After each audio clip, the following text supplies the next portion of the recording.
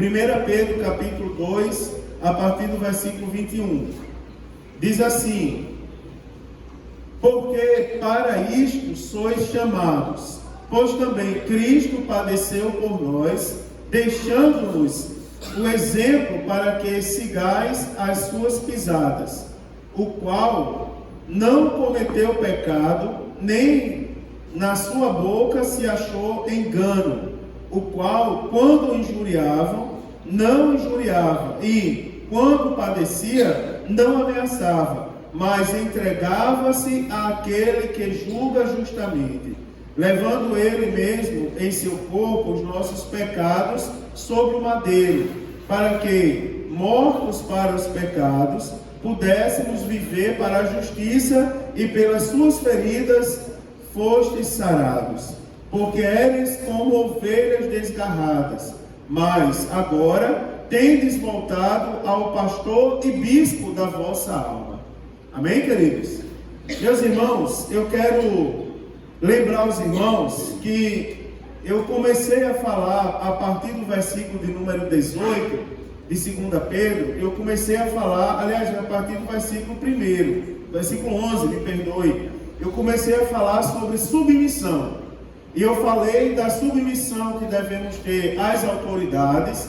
Falei semana passada da submissão que devemos ter aos superiores constituídos sobre a gente, aqueles superiores do serviço.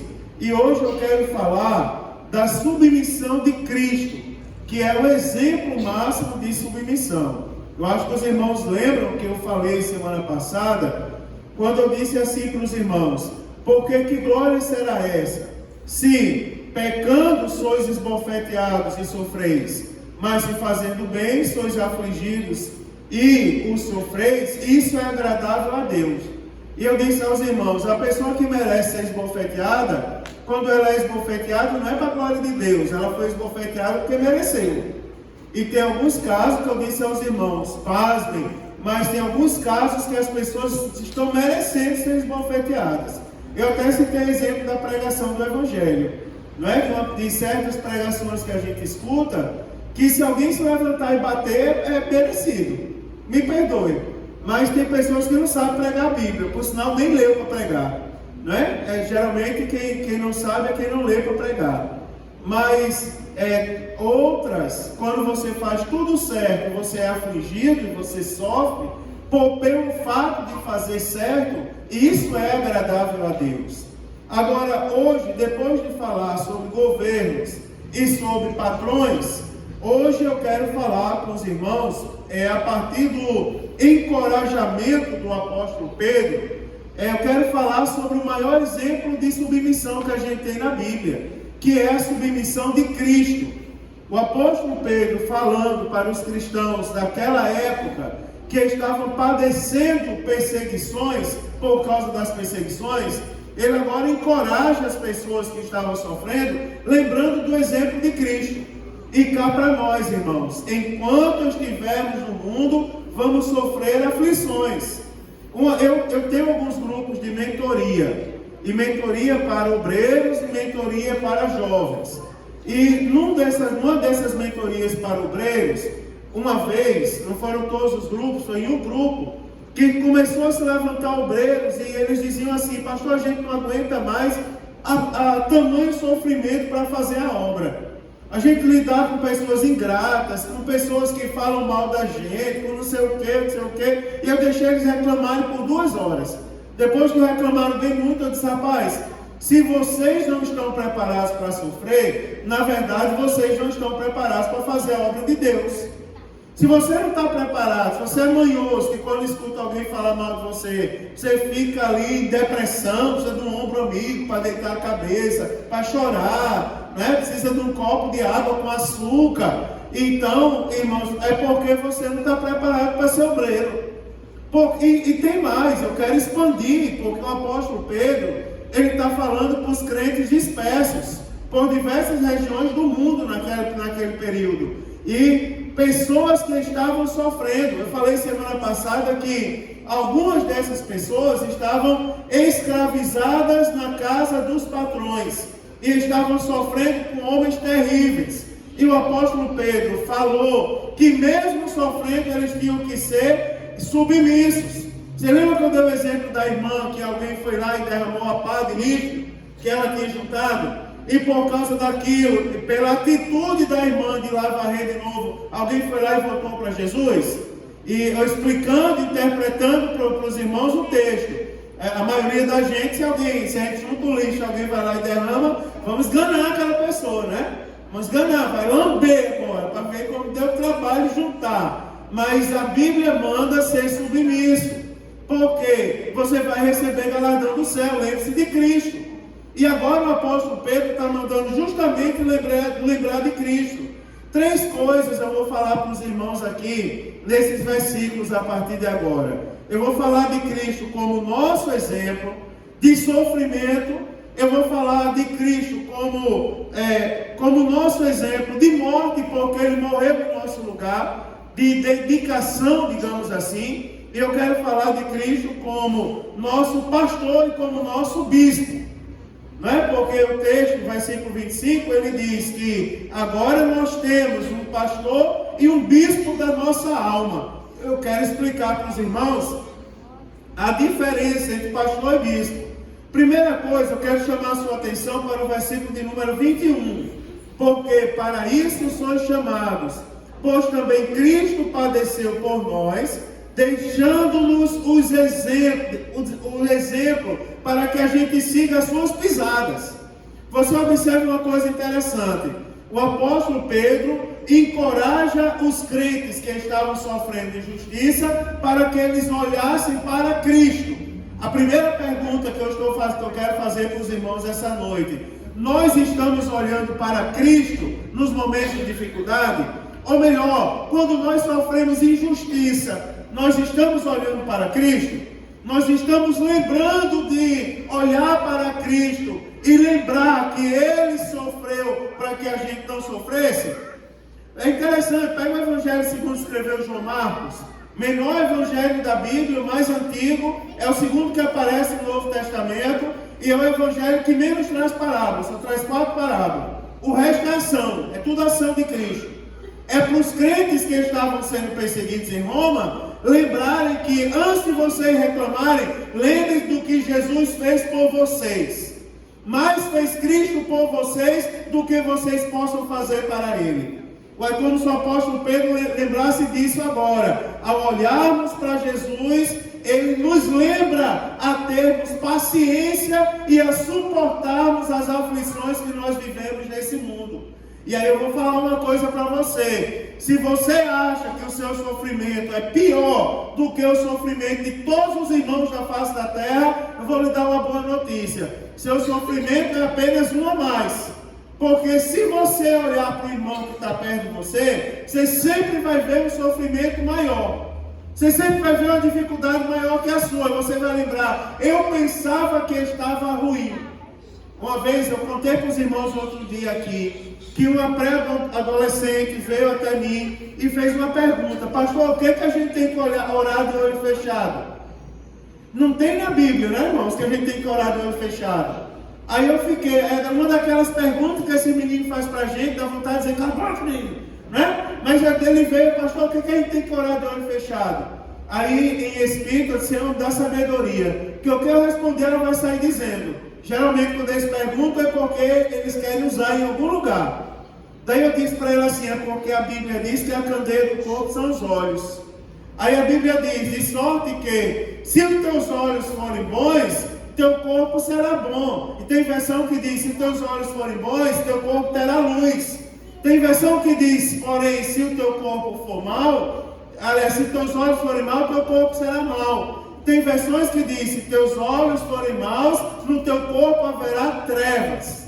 Aí eu disse: sabe por que a gente tem que orar de olhos fechados? É porque se você ficar com os olhos abertos, você vai olhar para os seus irmãos e você vai ver problema. Porque quando a gente olha para os irmãos, a gente lembra de problema. Se não for um problema físico, mas a gente lembra alguma coisa que aquele irmão passa. É um cuidado que a gente deve ter, inclusive, com as nossas orações.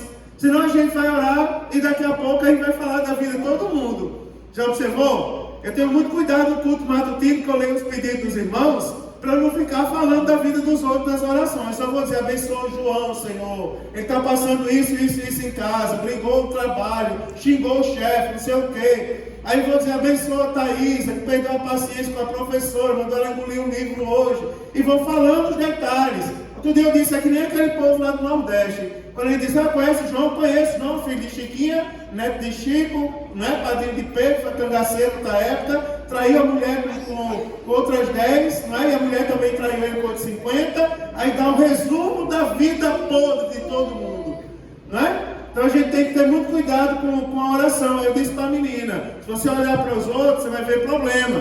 Agora, se você fecha os olhos, você vai olhar para Jesus. Em Jesus nós não vamos encontrar problemas.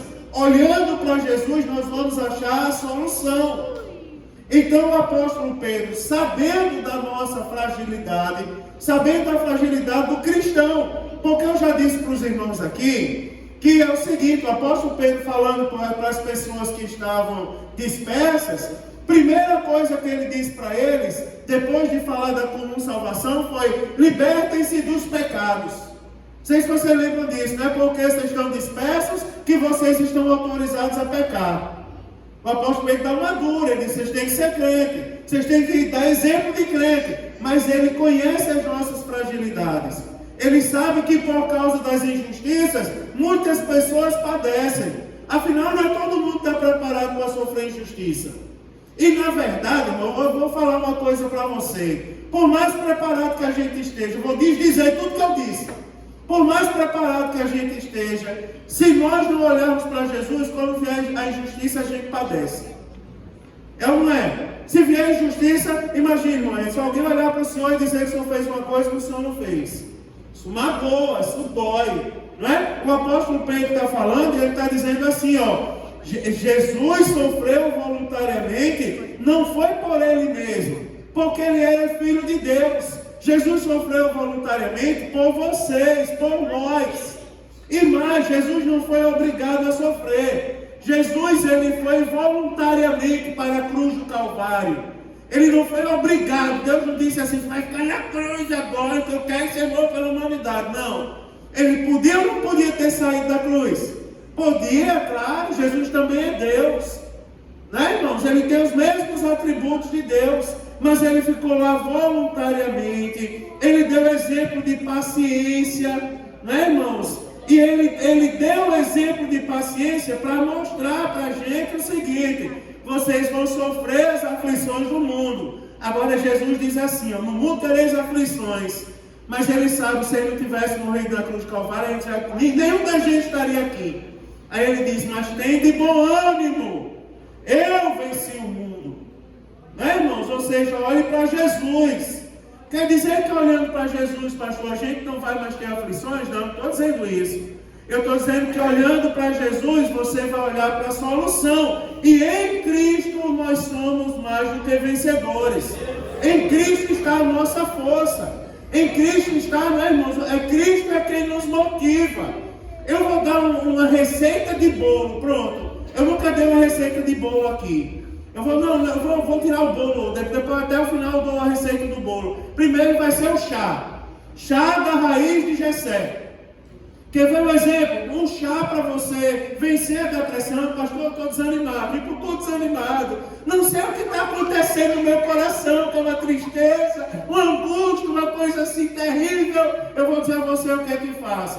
Né, irmãos? Mistura água com barro, mexe para lá e para cá. Pega o barro, põe a roda para rodar.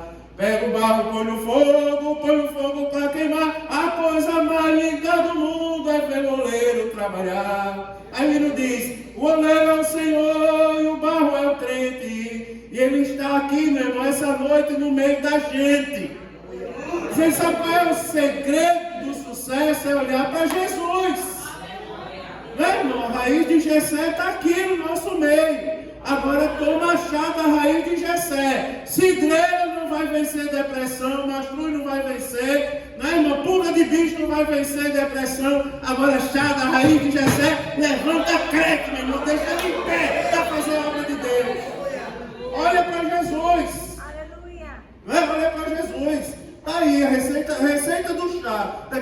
que eu chego no bolo. Né, irmão? Jesus, ele alertou os seus discípulos sobre isso. Todos nós, né, irmãos? Por causa da nossa identificação com Cristo, nós temos um chamado para sofrermos. Quer ver? Abra sua Bíblia aí na carta do apóstolo Paulo aos Filipenses. Abra aí na carta aos Filipenses, capítulo 1, versículo de número 29.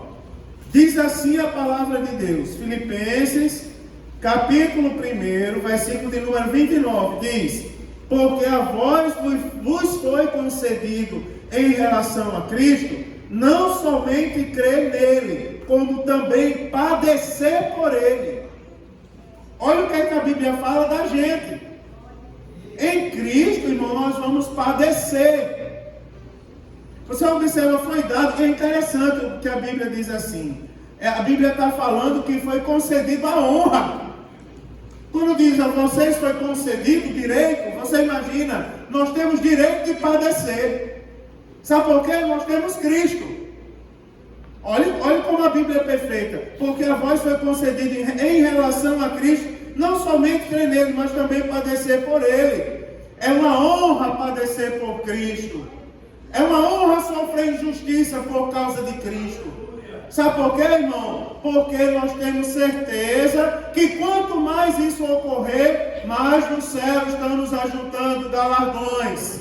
E receberemos um dia da parte do Senhor a recompensa por termos sofrido por causa dele. Em Cristo, sofremos em Cristo. Agora isso tem que ser uma verdade. Nós temos que sofrer em Cristo. Não queremos sofrer sem Cristo, não. Agora, essa história de sofrer sem Cristo está diretamente ligada às nossas escolhas. Tem coisas, irmãos, que a gente demora a falar e o povo pensa que a gente esqueceu. Mas já tem algumas terça-feira que eu estou dizendo, tem pessoas que estão dando passo para trás. Já observou? Eu, quando aceitei Jesus, deixei de falar algumas coisas. Mas agora eu vi que isso é besteira, vou voltar a falar. Deu passo para trás. Quando eu aceitei Jesus, deixei de usar algumas coisas. Mas agora passou o tempo, né? Deixa eu falar, isso é besteira, não dá em nada. Aí voltou a usar. Padecendo sem Cristo. Está padecendo sem Cristo porque está sendo desobediente à palavra de Deus.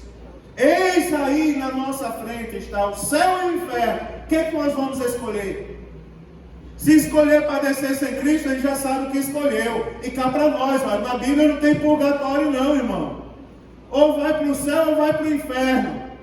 Mas nós estamos sendo convidados aqui a irmos morar no céu. E eu vou falar uma coisa para você. Não existe discipulado sem cruz. Se algum dia alguém disser para você, olha, deixa de ir no Estevão de Mato, rapaz. Pastor Mário, são doidos. Como já disseram, são loucos, não tem juízo. Vem para cá, porque aqui ninguém sofre. Aqui, vai nessa. Vai nessa. Aqui ninguém sofre, aqui ninguém tem aflição, aqui é só deitado eternamente em berço esplêndido ao som do mar e à luz do céu profundo. Vai nessa, meu irmão. Quando a trombeta soar, tu também não vai para o céu. Não existe discipulado sem cruz. Quem aqui para ser crente não precisou deixar algo?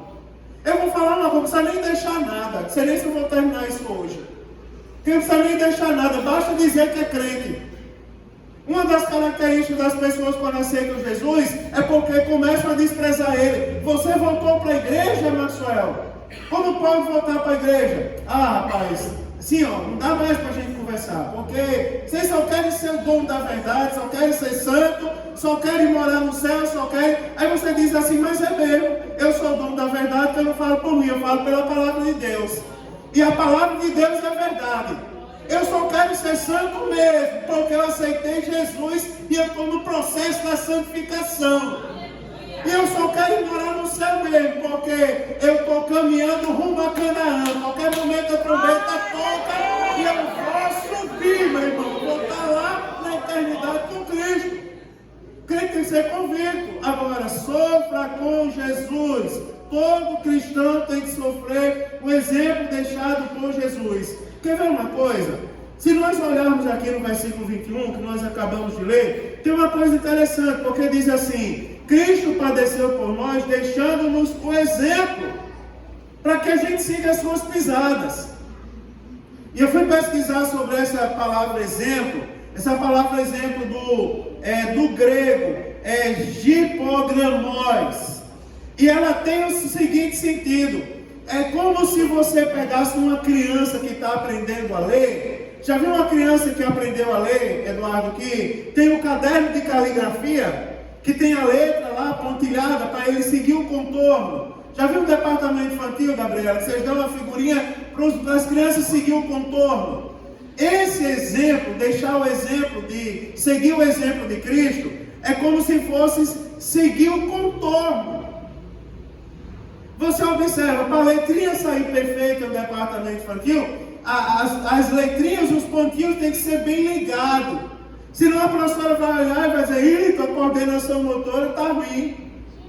Você observa que seguir esse exemplo aqui não abre exceção, é seguir o contorno perfeitamente. Então nós estamos sendo convidados a seguir a Cristo com perfeição. Então quando a Bíblia diz assim, não pode mesmo. Quando a Bíblia diz assim, faça, é para fazer mesmo. Quer ver uma coisa que é para fazer? Orar sem cessar. A gente está orando o suficiente? A gente está lendo a Bíblia Sagrada o suficiente? Tem muita gente terminando a leitura. Glória a Deus pela vida dos irmãos. Mas está todo mundo na leitura anual? Ou já caíram naquele conto de fadas? Já fez uma leitura? Não tem para que ler outra? Isso é fanatismo. Isso aí não existe, fazer leitura anual. Eu vou fazer do meu jeito, vou fazer em ordem cronológica. Nunca nem leu a Bíblia. Sabe nem o que é ordem cronológica? Lê a Bíblia, rapaz, do jeito que ela está na sua mão. Porque senão você não vai saber suportar as aflições. Não é? Você não vai saber suportar as aflições. Há poucos dias eu recebi uma ligação que me desmanchou todo. Eu chorei 2 dias. A esposa do meu primeiro pastor ligou para mim numa tarde, que eu estava orando e apresentando algumas coisas a Deus. E ela ligou para mim e disse assim: meu filho, eu estou ligando para você, achei seu número na internet, tá, uma história toda. De repente ela disse assim: eu estou ligando para cantar um hino para você, porque Jesus está me levando. E eu tenho que ligar para os meus filhos na fé, para você e mais 2, para lembrar para você aquele hino que diz assim: sim, eu porfiarei por essa terra de além, e lá terminarei as muitas lutas de aqui. E ela cantando e eu chorando. E ela disse: meu filho, permaneça firme, constante, sempre abundante na obra do Senhor. Não olhe para trás, porque o que olhou para trás virou estátua de sal. Você foi chamado para olhar para o alto, de onde vem o seu socorro. Não queira voltar para casa, porque da sua casa cuida o Senhor dos Exércitos, que te separou para uma grande obra. E no final ela tocou meu coração, irmão, junto que ela disse assim: tem mais uma coisa que eu quero que você nunca esqueça. Todas as vezes que você dobrar o seu joelho, escute essa voz: cuide da doutrina. Acabou comigo, meu irmão. Cuide da doutrina. E a doutrina está dizendo hoje: olhe para Jesus. Jesus é o nosso guia. Nós não precisamos dos guias do mundo, irmão. O nosso guia é celestial e ele tem poder sobre todas as coisas. Nele nós vamos vencer as dificuldades do mundo. Ele se chama Jesus Cristo e acabou, meu irmão. Jesus Cristo é o nome dele. Jesus. Quer ver uma coisa? Versículo 22. Vou passar daqui. Versículo 22. Porque ele diz assim, olha o exemplo que ele deixou, versículo 22, o qual não cometeu pecado, na sua boca não se achou engano. Você observa que no versículo 21 está nos chamando para seguir o exemplo dele. E eu disse aos irmãos que esse exemplo é como contorno. Esse exemplo aqui é o contorno, é o caderno de caligrafia do céu. É seguir o contorno dos passos de Cristo, bem certinho. Aí agora o versículo 22 está piorando a nossa responsabilidade, colocando uma responsabilidade na gente. Porque diz bem assim, ó, o qual não cometeu pecado, nem na sua boca se achou engano. Você observa que agora está falando das atitudes e das palavras. olhando para Jesus, você observa uma coisa interessante, que isso aqui é o cumprimento de Isaías 53, que eu vou já detalhar para os irmãos. Né? Abra sua Bíblia aí, a Isaías 53, para a gente já começar a pensar nisso. Isaías 53, versículo de número 9. Isaías 53, versículo de número 9, vai dizer assim, ó: e puseram a sua sepultura com os ímpios e com o rico, na sua morte, porquanto nunca fez injustiça, nem houve engano da sua boca. Ou seja, o apóstolo Pedro está lembrando o cumprimento da profecia messiânica do profeta Isaías acerca de Cristo. Nele, o homem o qual nós devemos atentar e o seu exemplo, a ponto de ser minucioso como o contorno de uma criança no caderno de caligrafia. Aí a Bíblia está dizendo, nele não houve pecado, nem na sua boca se achou engano. Irmãos, essa palavra é para a gente. É para a gente, é para todos nós. Todos estão, quantos estão debaixo da autoridade de Jesus essa noite, devem meditar nessa palavra. Eu tenho que fazer a pergunta: como nós estamos nos comportando diante do pecado? Porque aquele o qual nós devemos seguir com precisão, ele não cometeu pecado. E nós? Aquele que nós devemos seguir com precisão, dele não saiu engano da sua boca. E a gente? Quer ver uma coisa? Todo mundo. Ah, pastor, essa palavra aí é para os velhos, é para os irmãos do ministério. Não, vou falar uma coisa para você. Fornicação não é de Deus. Mentira não é de Deus. Vício não é de Deus. Rebeldia não é de Deus. Adultério não é de Deus. Irmão, tem um monte de coisa que não é de Deus. E como é que está a nossa vista para isso? Não é? Eu tenho que falar? Tenho que falar, tenho que ensinar os irmãos, vou ensinar vocês. Teve um ponto que eu gritei aqui: fuja do pecado. Dá vontade de repetir: porque em Jesus não se viu pecado. E ele deve ser o nosso exemplo. Em Jesus não houve engano nas suas palavras. E como estão as nossas palavras? As nossas, eu me incluo, irmão, porque para falar isso com os irmãos, hoje as irmãs do grupo familiar chegaram ali, irmã era assim, irmã, chega aqui, Jesus, na minha vida.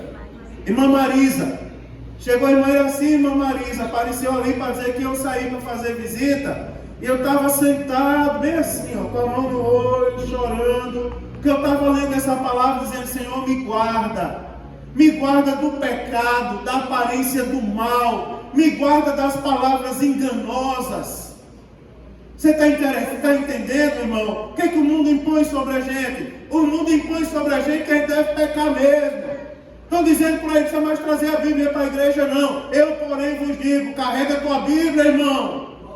Leva a tua Bíblia embaixo do braço. É verdade, irmão, não mudou o Evangelho, não. Eu li essa semana que no estado aí foi fundado, saiu no noticiário nacional, foi fundado o Bar Gospel.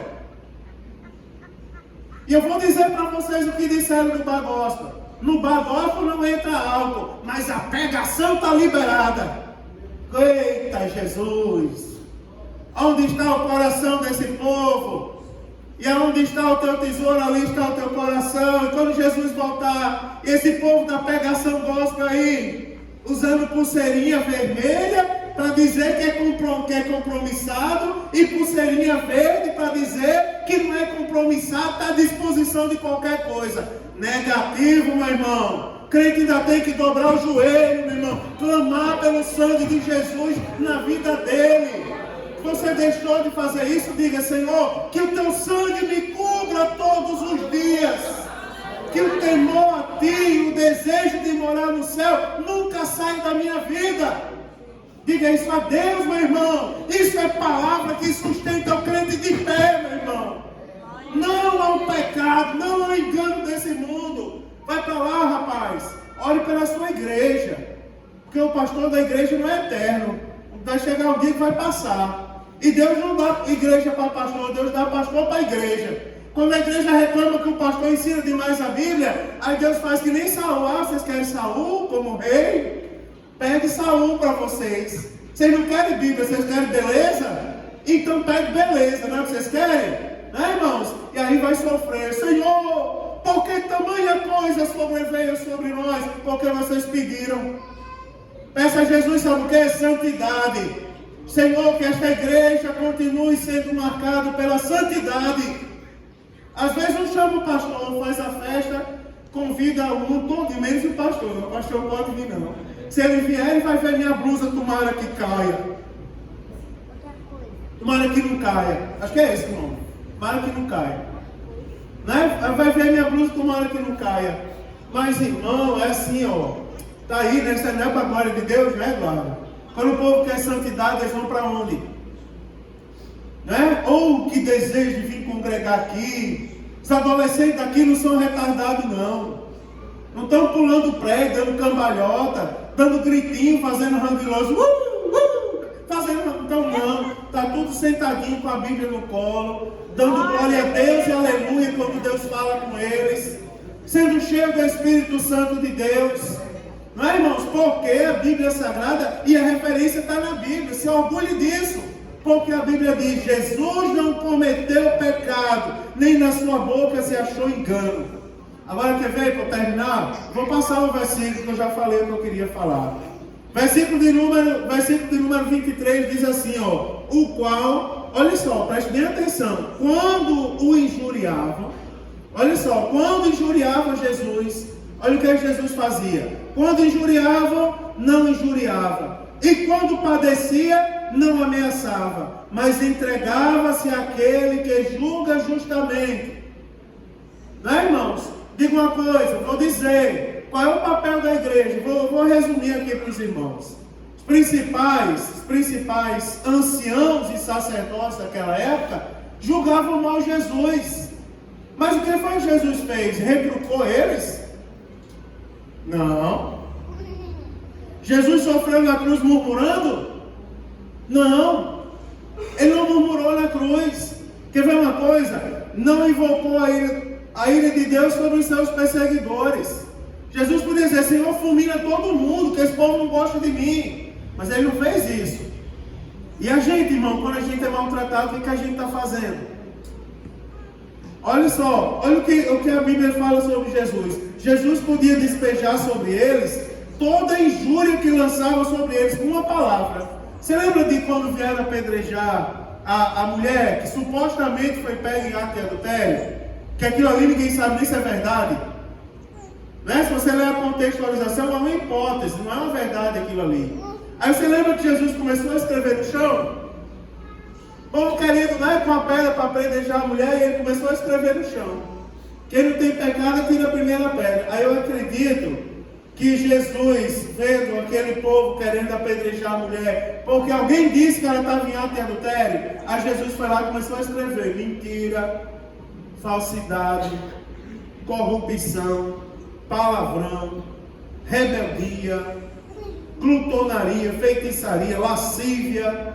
Começou a escrever no chão. E o povo, qual foi a atitude do povo? Começou a soltá-lo, as pedras, e ir embora.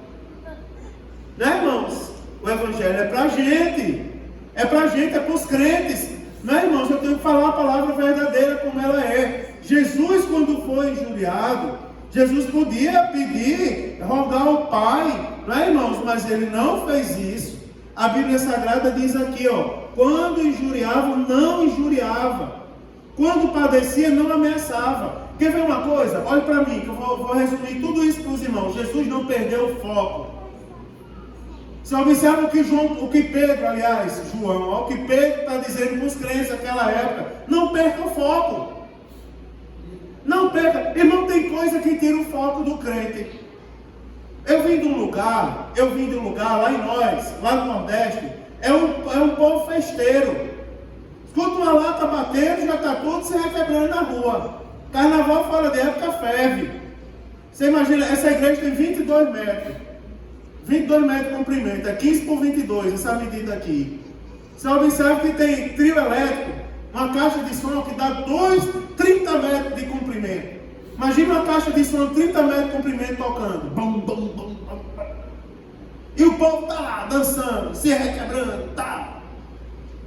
Né, irmão? E o povo está lá. Sabe o que é que o inimigo tem colocado na cabeça do povo? Você tem a opção de evangelizar e tem a opção de pular atrás do trio elétrico. Vá pular atrás do trio elétrico, seja feliz. A gente saiu daqui, foram 27 irmãos daqui evangelizados no cemitério, para a glória de Deus. 27 foram naquele dia, com mais 15 do Hebron e 15 do Paz do Vale e 10 do Hebron. Foram lá evangelizar. Quando a gente chegou lá, não tinha quem fizesse o culto. Vamos fazer o culto na nossa simplicidade. Vai, Michael, lá tocar, junto com o Maxwell, as meninas cantando, Sara e Cálita cantando, e Manassés tocando. E vamos falar de Jesus. E a gente fala de Jesus e aparentemente, irmãos, ninguém está dando ouvido. Mas acaba o culto, a senhorinha está lá com 2 menininhos. Eu não sei por que a mulher tem mania de carregar essa sacola aqui no antebraço, assim. Mas tem, né? Você já viu? Passou uma irmã ali na rua com umas 10 sacolas em cada antebraço. Às vezes a gente ouve, pega 2 na mão, sai morrendo, toda a coluna. A mulher passa com 10 assim. Eu vou ver, outro dia eu vou fazer o teste, ver se é melhor para carregar. Né? Aí lá vem a senhorinha com uma sacolinha no antebraço, 2 menininhos segurando. Acabou o culto, a gente ia descendo ali, aparentemente não aconteceu nada. Ela correu atrás de mim, pastor, bateu nas minhas costas. Pois não, minha filha, eu quero aceitar Jesus. Quero aceitar Jesus. Sempre tive vontade de aceitar Jesus. Agora me diga uma coisa, pulando atrás do trio, quantas almas aceitaram Jesus? Agora no culto, ou seja, nós não podemos perder o foco. Jesus foi injuriado, ele podia ter dito, Senhor, manda fogo, fulmina todo mundo. Mas não perdeu o foco, ele não estava ali para fulminar. Ele estava ali para falar do reino de Deus e da sua justiça. Ele estava ali para mostrar para os pecadores que existe solução para o pecado deles. E ele não perdeu o foco quando ele foi injuriado. A Bíblia está falando com a gente. Ô Jaziel, quando colocarem à prova a sua fé, rapaz, não perca o foco. Não diga que vai parar de fazer. Ô Aline, alguém vai querer me entristecer e dizer, meu Deus, adolescente podia cantar melhor. Eu dirigi uma igreja que teve um adolescente que cantou, louvou a Deus com hino. Quando sentou ali, ela vai o suposto profeta.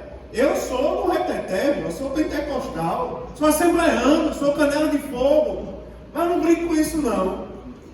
Vocês veem que não é sempre que eu estou ali, né, no manto. De vez em quando Deus permite. Aí alguém foi lá, supostamente ser usado por Deus para a moça. E eu quero dizer uma coisa para você. Mude seu estilo de louvar, porque o louvor que você cantou alegrou a igreja, mas não é o que Deus tem para você. Aí a moça que tinha acabado de louvar saiu. Aí me pegou na porta, eu disse, mas por que você está tão triste? Você cantou tão bonito, a glória de Deus desceu. Mas uma profeta disse para mim que não era o que Deus tinha para mim. O que é que Deus tem para mim afinal? Daí eu disse, minha filha, repreenda essa profeta que ela não é de Deus não. Eu sabia que a profeta estava ali perto e eu falei de propósito para ela ouvir. Repreenda essa profeta que ela não é de Deus não. Quem está com raiva porque você louvou e a glória de Deus caiu, não é Deus e o céu não, minha irmã. Quem está com raiva é o outro lado. Repreenda o outro lado. A Bíblia está falando, Jesus, a gente tem que olhar para ele foi injuriado, mas a Bíblia está dizendo assim, versículo 23, quando injuriava, ele não injuriava, e quando padecia, não ameaçava. Mas a Bíblia diz, mas entregava-se àquele que julga justamente. Você está vendo aqui a atitude de Jesus? Jesus se entregava na mão daquele que julga justamente. Irmão, quantas vezes não disseram a mim que eu estava errado? E quantas vezes eu não pensei que eu estava errado? Você imagina eu indo para a igreja 5 horas da manhã, no sol de 35 graus do Nordeste, de terno e gravata. De manhã logo cedo o povo dizendo, menino, tira esse terno. Tira esse terno, vai embora, anda como um jovem da tua idade. Isso é uma coisa feia, ridícula. E eu andando na rua, e eu perguntava, Jesus, eu estou errado? Com o tempo eu aprendi. Quem é que está errado? Sabe o que é, irmão? É porque estão querendo nos desviar do foco. Mas a Bíblia está dizendo, não perca o foco. Não perca o foco, olhe para Jesus. Quando disserem assim, Paulo, mas podia ter sido melhor. Meu irmão, podia ter sido melhor nada, rapaz. A glória de Deus caiu, Jesus salvou, renovou, batizou no Espírito Santo, e tu ainda está achando ruim, rapaz. Vai converter, rapaz. Não perca o foco. Não é verdade, irmão? Está aqui. Olhe para mim, irmão, porque eu estou sendo um canal de Deus essa noite para você. Porque vão chegar para você e vai dizer assim, não vale a pena, está lá, não vale a pena ir. Não vale a pena sofrer, abandonar as coisas boas desse mundo por causa de Jesus. Eu, porém, vos digo, vale a pena sim. Porque Jesus ainda cura, Jesus ainda batiza no Espírito Santo, Jesus ainda renova. É o mesmo, é o mesmo. E um dia esse mundo vai procurar aonde está aquele povo barulhento, onde está que não se vê nem irmão. Alguém com voz de lamento vai dizer nesse momento, aquele povo foi embora para Sião. Aí imagina esse povo, me perdoe complementar o hino, mas imagina esse povo dizendo, a gente devia ter olhado para a Bíblia também. A essas horas, imagina, eles estão na boda do Cordeiro. Essa hora, eles estão lá, meu irmão, no grande banquete com Cristo. E a gente que ficou, que não perseverou, que perdeu o foco. Irmão, olha, vou dizer uma coisa para você. Queira ir na primeira leva. Eu não sei qual seria o nome mais adequado, Eduardo. A primeira carrada. Não é, irmão? É verdade. O primeiro vagão que passar, vai embora nele. Diga assim, Jesus, que eu esteja na primeira leva ali que vai para o céu. Não queira ficar para depois não, meu irmão. Porque se agora já está ruim, imagine quem ficar para ir depois. Não é verdade? E eu vou terminar. Em nome de Jesus. Porque eu vou dizer uma coisa para você, ó. A Bíblia diz, levando Ele mesmo em seu corpo os nossos pecados sobre o madeiro, para que mortos para os pecados, pudéssemos viver para a justiça, e pelas suas feridas fostes sarados. Você observa, pelas feridas de Cristo nós somos perdoados. Irmão, dos pecados que você cometeu, Jesus Cristo lhe perdoou.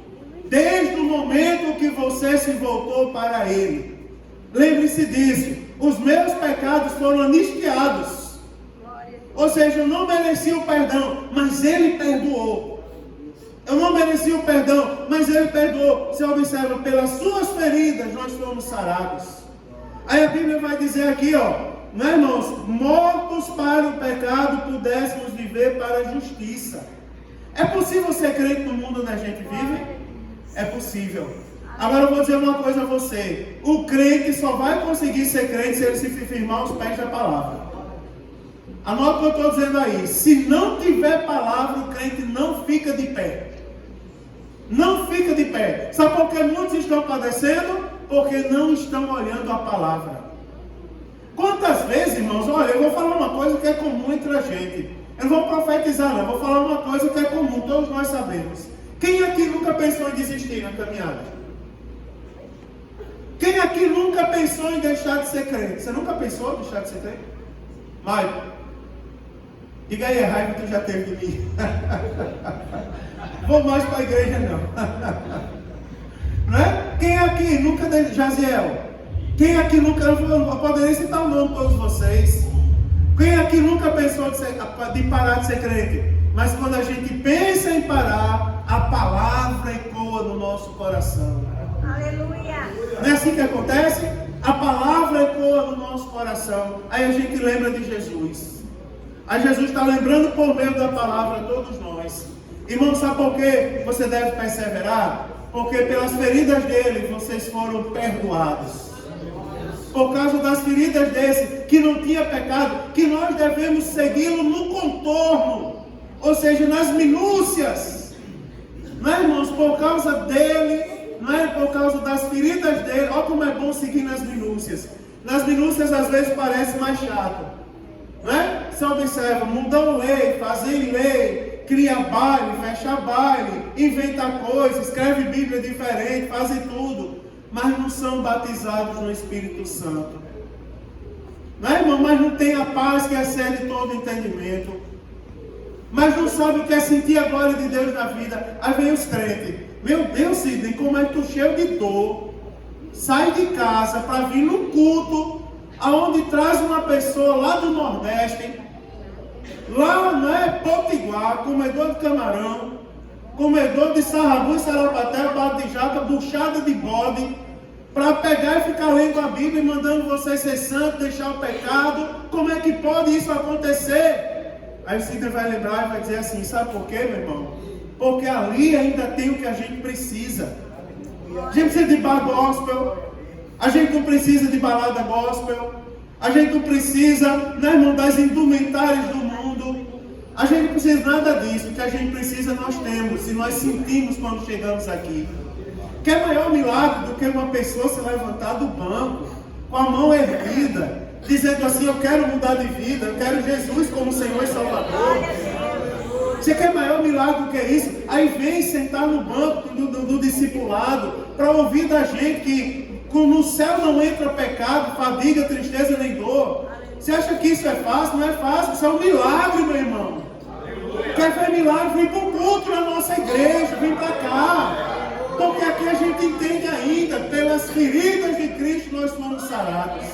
Agora eu termino no versículo 25, para a gente começar o capítulo 3 da próxima semana. 2 minutos eu termino. Porque vocês eram como ovelhas desgarradas. Você imagina? Vocês eram como ovelhas desgarradas. Mas agora, aí a Bíblia diz assim, tendes voltado ao pastor e ao bispo. Vou resumir isso aqui para explicar para os irmãos. Por que Jesus Cristo aqui é chamado de pastor e de bispo? Pastor é o que cuida. Bispo é o que supervisiona. Se a gente pegar pelo original da Bíblia, o pastor é aquele que cuida, dá vida pelas ovelhas, protege as ovelhas, carrega no colo. E o bispo é o que supervisiona.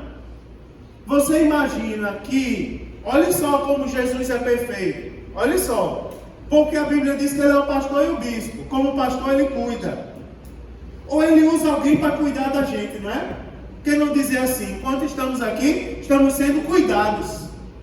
Mas não se preocupe não, irmão. Porque ainda o que queiram cuidar da gente de qualquer maneira, mas ele também é aquele que supervisiona. Ou seja, tem quem cuide, mas também tem quem supervisiona. Ou seja, você não vai ser cuidado de qualquer maneira, não. Quer ver uma coisa? Lembra de Balaão? Foi pago para amaldiçoar. Foi pago para amaldiçoar. Aí a Bíblia diz assim, que quando Balaão levantava a mão para amaldiçoar, aí o Espírito do Senhor tomava Balaão. E no lugar dele amaldiçoar, o que é que ele fazia? Abençoava. Quer ver uma coisa? O nosso Jesus é aquele que cuida e é aquele que supervisiona. Quem coloca a mão na igreja, está colocando a mão na noiva do Cordeiro. Sabe por quê, irmão? É verdade. Aqui não se fala qualquer coisa. Aqui não se fala qualquer coisa. Aqui quem coloca no trono e tira do trono é o dono da igreja. Porque ele cuida e ele também supervisiona. Você vai ficar aí, ó. Você vai ficar aí, cuidando, mandando, até o dia que você estiver de acordo com a palavra. Porque se você sair da palavra, ele também supervisiona. Não é de qualquer maneira não, rapaz. Olha só a palavra falando com a gente. Não é de qualquer maneira que se canta não, rapaz. Olhe para tudo. Esse vaso aqui. Como é o nome dessa planta aqui? É uma bananeira? Qual é o nome disso aqui? Irmã Iris, dessa planta. Vamos supor que é uma bananeira. Vamos supor que isso aqui é aquele negócio cheiroso, colônia. Né? Aquele perfume de alfazema. Você imagina, esse vaso aqui, para ele estar aqui, olha só o que eu vou dizer, para você entender esse negócio de cuida e supervisiona. Esse vaso, para ele estar aqui, ele foi consagrado a Deus. Senão ele não estaria aqui. Esse vaso aqui, ele não serve para enfeitar a minha casa. Porque ele foi consagrado à obra de Deus. Deus me deu esse vaso para eu cuidar. Aí eu vou pegar o vaso e eu vou dizer assim, pronto, vaso. Vou levar para minha casa. E agora eu vou fazer o que eu quiser com você. Eu vou botar você lá na cabeceira da minha cama, para você enfeitar a minha cama. Aí o que supervisiona, ele vai dizer assim: espera aí, eu lhe dei o vaso para você cuidar, e você não está fazendo o uso correto dele. Torne a fazer o uso correto dele. Quer ver uma coisa, irmão? Espírito, alma e corpo seja apresentado santo, de maneira santa e irrepreensível a Deus. O seu corpo não pertence a você. Seu corpo pertence a Deus. Sabe o que nós somos do nosso corpo? Mordomos. Nós apenas estamos cuidando dele, porque um dia ele vai ser transformado num corpo glorioso. Você imagina, né, irmãos? Um dia nós vamos receber um corpo glorioso e nós temos que cuidar dele, porque um dia ele vai ser transformado. O que é que nós estamos fazendo uso daquilo que Deus nos deu para cuidar? As palavras não são suas, tire isso da sua cabeça. Eu falo o que eu quiser, eu falo o que eu quiser, eu ando. Não. Vamos para a Bíblia Sagrada, né, irmãos? Espírito e alma e corpo pertencem a quem? A Cristo. Ele cuida, mas ele também supervisiona. Olha, mas essa palavra é para a gente. O que cuida, supervisiona. E é bom que ele supervisione. Uma pessoa rebelde, quando recebe a palavra de Deus, louva a Deus que essa gente são rebeldes. Porque está todo mundo recebendo a palavra, que é observando o significado dela. Uma pessoa rebelde, quando recebe uma palavra dessa, já murmura do lado. Pastor é doido. Não, pô, isso aí não está na Bíblia. Agora, servo de Deus que escuta a palavra, ele comemora, ele se alegra. Porque o supervisor está olhando e está dizendo: meu Deus, ele está fazendo bom uso. E na hora que ele chamar a nossa atenção para o mau uso, a gente deve se alegrar.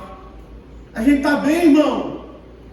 Quando o supervisor, quando a Bíblia fala que ele cuida e que ele é o supervisor, você imagina que ela fecha todas as brechas. Porque ainda que o meu pé pise fora, de onde a palavra manda eu pisar, mas o supervisor está lá para dizer assim: volte para o lugar que eu quero que você esteja. Amém. Você imagina como isso é importante? Ele cuida, mas ele também supervisiona. Volte a cantar como você cantava antes. Volte a pregar como você pregava antes. Se disponha para a obra de Deus como você se disponibilizava antes. O que está vendo, meu irmão? A igreja mudou? Quem mudou fomos nós. Quem mudou foi a gente. Não é, irmãos? Às vezes o irmão diz assim: a igreja de madeira era uma bênção. Eu até concordo. Também congreguei a igreja de madeira. De madeira mesmo. Essa daqui nunca foi de madeira. Mas eu já congreguei a igreja de madeira. Eu sei que a glória cai. Mas na época da igreja de madeira, vamos lembrar o que mudou? É porque na época da igreja de madeira eu era voluntário. Faltou quem tocasse, eu pegava uma lata e começava a bater. Canta aí o hino da harpa que eu vou bater aqui. E não fica sem músico. Faltava um cantor, me chama, pastor. Porque eu não sei o cantar não, mas eu vou cantar porque é para a glória de Deus. E Deus recompensava. As pessoas davam ouvido ao supervisor. Sabe o que é que está acontecendo? O supervisor em muitos lugares é uma ofensa. Quando ele diz assim: você está errado, tem gente que fica com raiva. Mas o crente que vai morar no céu, ele se alegra quando o supervisor fala com ele e diz assim: direita o teu caminho e volta para onde eu te coloquei, porque é lá que eu quero te usar para a glória do meu nome. Se alegre, irmãos. Porque antes a gente não tinha, mas agora a gente tem um pastor e a gente tem supervisor conosco. Deus nos abençoe, em nome de Jesus. Vamos ficar de pé, vamos agradecer a Deus.